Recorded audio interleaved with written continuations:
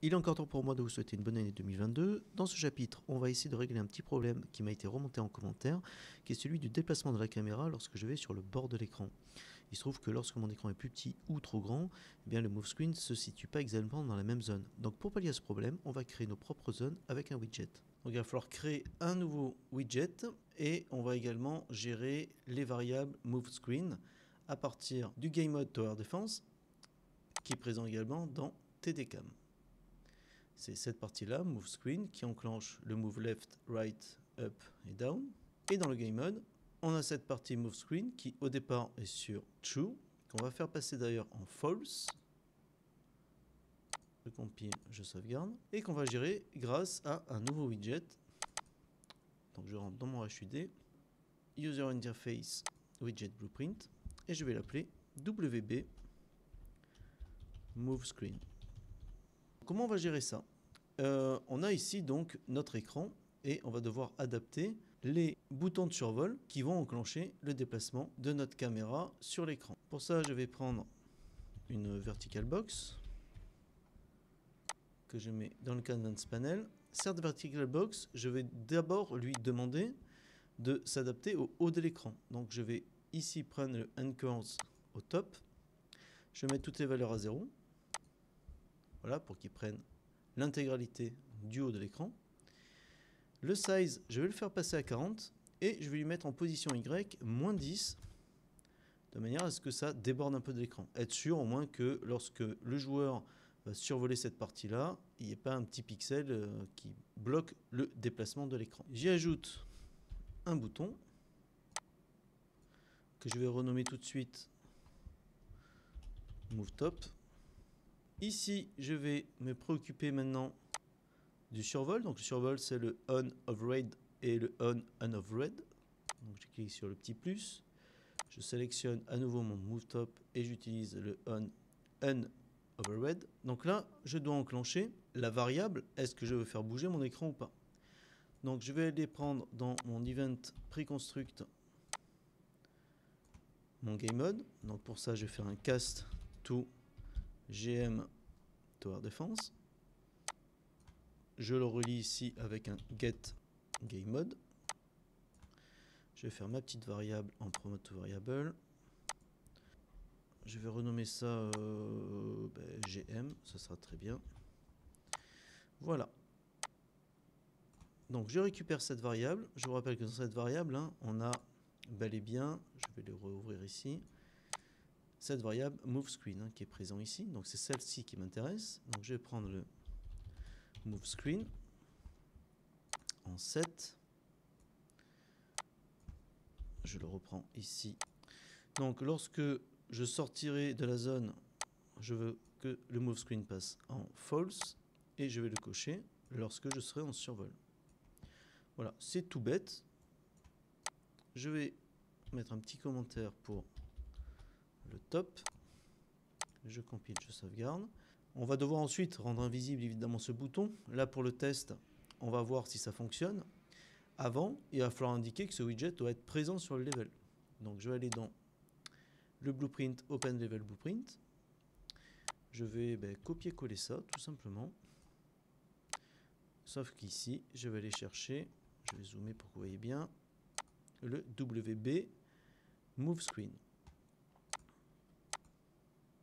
Donc si je teste, je vois bien que au survol du bouton, je déplace bien mon écran. Donc là, il n'y a plus que les systèmes de boutons qui permettent de faire déplacer l'écran.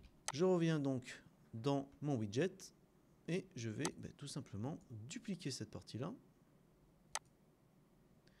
Cette fois-ci, je vais prendre le anchors vers le bas. Je vais remettre les valeurs à 0. Le size, je le garde à 40. En revanche, la position, je vais la mettre à -30. Donc là, on voit qu'il y a 10 qui dépassent, si je zoome. Pour être sûr que mon bouton prenne l'intégralité de ma vertical box, je vais le mettre sur Fill. Je vais faire pareil d'ailleurs sur l'élément du haut. Voilà, au moins je suis sûr que ça prend l'intégralité de ma vertical box.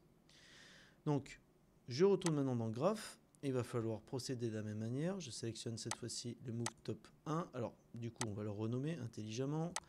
On va le mettre en move down. Ok, donc ce move down, on va mettre un on of red. On of red. Désolé pour la prononciation. Je peux très bien reprendre mes éléments ici et les raccorder directement au set. Je compile, je sauvegarde, je vais tester. Donc là j'ai bien le haut et là j'ai bien le bas. Et bien je vais faire la même chose pour left et right. Je vais dupliquer cette vertical box. Donc cette fois-ci ça va être left. Ma vertical box, je vais mettre en anchors sur le côté gauche. Je mets les valeurs à 0. Le size, je vais le conserver à 40. L'offset bottom, je le mets à 0 également. Et la position X, je la mettre à -10. Je vais dans mon graphe, je sélectionne donc cette fois-ci Move Left. Je relie le set ici et le set ici. Alors pour plus de clarté pour votre code, vous pouvez éventuellement mettre du coup ces éléments sur le côté gauche. Je compile et je sauvegarde. Je teste. Donc j'ai bien le haut, le bas et le côté gauche. Vérifiez également que vous ayez toujours possibilité de cliquer sur les tourelles pour les faire apparaître. Si je procède ainsi, c'est que si j'avais fait un widget qui soit un tableau entier, du coup j'aurais un widget en plein milieu de mon jeu et du coup ça perturberait les WB Turret Select.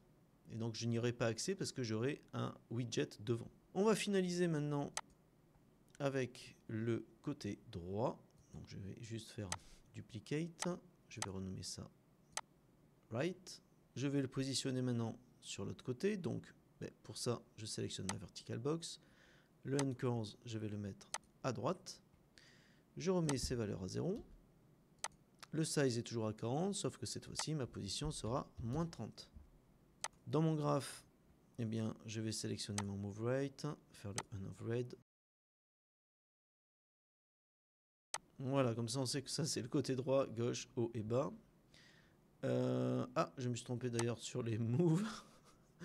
Donc le move down ici et le top ici. Voilà.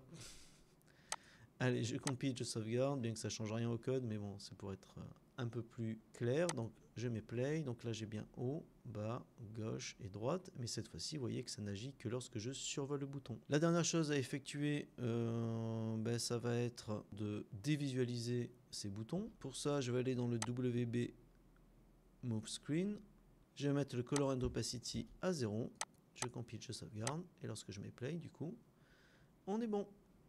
Dans la prochaine vidéo, je vais juste faire une petite parenthèse sur le clamp qui permet de bloquer le zoom et le dézoom sur le Spring Arm avec la molette de la souris.